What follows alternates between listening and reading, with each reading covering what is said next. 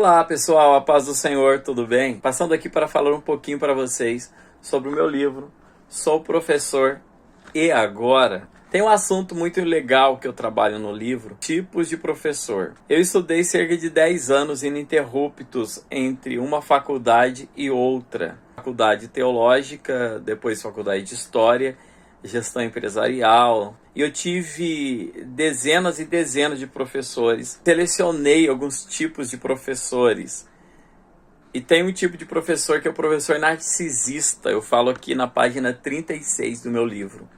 O professor narcisista é aquele professor que acha que sabe muito.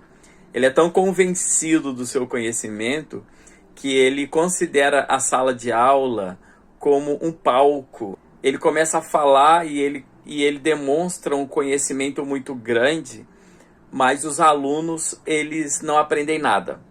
Esse professor narcisista, ele começa a aula se gabando de seus títulos e de seu conhecimento.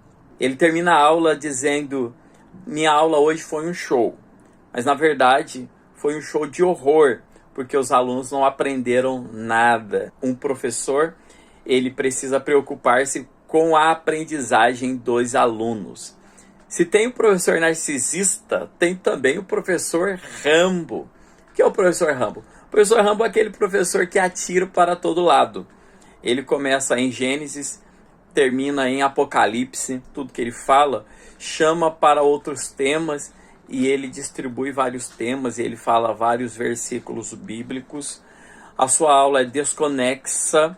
Ele fala sobre salvação e fala sobre anjos. Ele fala sobre escatologia. Acaba a aula sem dizer nada. Ele fala muito, mas não diz nada. E os alunos não aprendem. Esse é o professor Rambo. Ele atira para todo lado.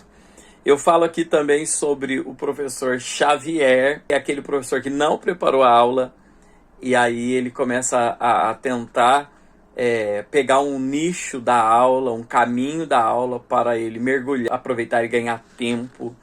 Né? Ele não vê a hora que a aula acaba. Mas tem também o professor testemunho. O professor testemunho é aquele professor que usa a aula toda para contar testemunho, suas próprias experiências pessoais, deixando de lado toda a estrutura da aula, toda a estrutura da lição bíblica. Tem também o professor jornalista, que só lê a revista. Então são vários tipos de professor. Você se encaixa em qual tipo de professor? Que tipo de professor é você? Será que é um desses que eu falei? Você é meu convidado para estar comigo no dia 10/7, a partir das 19h.